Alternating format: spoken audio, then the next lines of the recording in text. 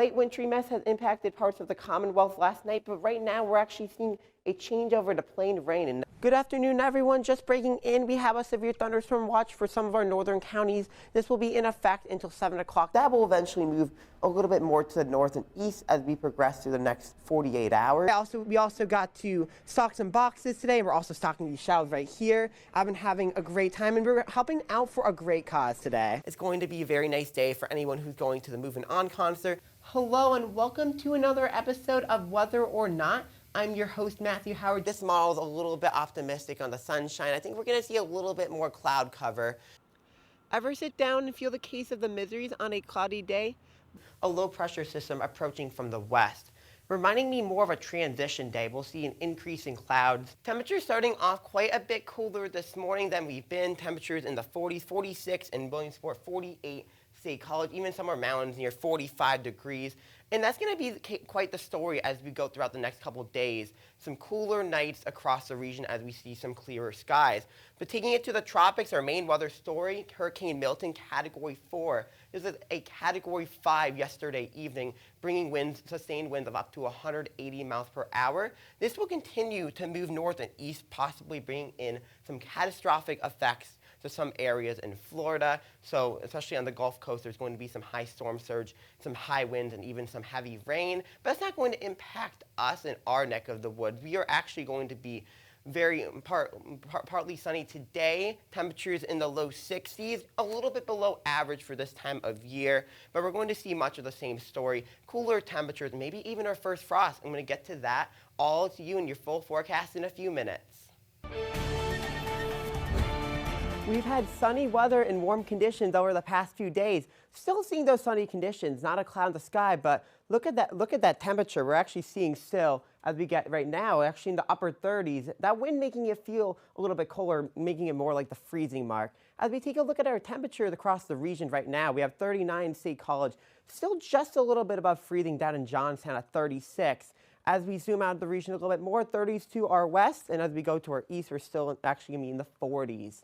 And as we take a look at our temperature changes, we're actually falling about 15 degrees cooler than what we were yesterday. But what's making it feel really colder right now is that wind. And we're seeing that wind actually a little bit stronger in some of our eastern counties.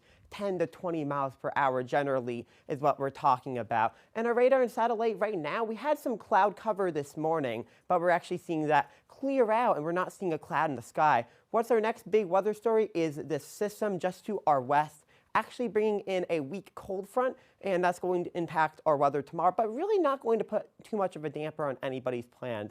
So let's time that out all for you today. So we're seeing those sunny conditions. We're going to see some breezy winds. Those winds will calm down overnight, seeing those clouds moving in from west to east. And those lows aren't going to drop very much with that cloud cover. Going to see some showers really starting to work into western Pennsylvania as we get towards tomorrow morning. Late morning, early afternoon, some showers are possible around State College, but not guaranteed that everyone is going to receive rain. As we get towards tomorrow evening, those clear skies, and we're going to see those temperatures drop into the 20s for Saturday night. And taking a look at our look for today, we're seeing those temperatures around average for this time of year, 50 degrees, going to see breezy conditions. And as we get towards tonight, those lows aren't going to really drop a whole lot. We're only seeing 10 degrees lower, but those winds are going to be calming down, and we're going to be seeing increasing clouds throughout the region. For tomorrow, we're going to see a dry start, but as we get towards late morning and early afternoon, a few showers possible in the region.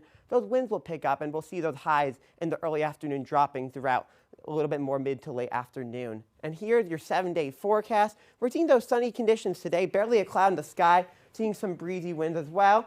And also, as we get towards tomorrow, we're seeing that shower chance, but not going to last very long, just be light in nature. And as we get throughout the next couple of days, even to Sunday through Tuesday, seeing a brief warm up on Monday, but as we get towards the middle of the week, some showers possible as we get towards Wednesday. So we're seeing a little bit more return to average compared to some of those warm conditions this week.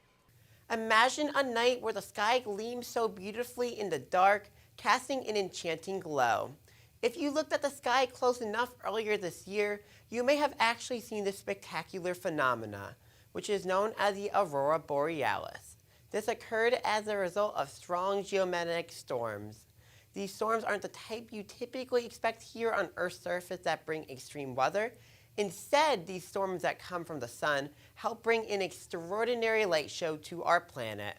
So what you see in the aurora is just the atmosphere glowing, kind of like what happens in a neon light. The electrons going through the tube of the neon light collide with the neon and it glows. Even though these electrons and protons may create some stunning light shows, not every solar storm will cause an aurora. This is because the sun's activity is challenging to pinpoint. Coronal mass ejections, known as CMEs, are the main cause of solar activity that lead to auroras in Earth's sky. They are large explosions of plasma on the outer layer of the sun. These can travel to Earth anywhere within 15 hours to even several days. Once these CMEs arrive, geomagnetic storms occur, sometimes causing auroras. To get the most of your viewing experience, find an area away from enhanced light pollution and look to the north and near the horizon. The closer to the North Pole you are, the better the chances of seeing these dancing lights. During these spectacular shows, the human eye can see the scattering of many different colors, including pink, green, and blue throughout the sky. We see these colors from the human eye because of interactions between excited atomic particles of oxygen and nitrogen. If you're having trouble seeing the color during an aurora, it can be seen through an exposure camera, as it adjusts better to the natural night light than an ordinary camera. And even if you don't have a professional camera, most of today's smartphones have an exposure camera and will do just the trick. You can refer to the Space Weather Prediction Center for the latest details on space weather. If the forecast looks good for auroras, grab your cameras, find a dark spot, and take in that magical display.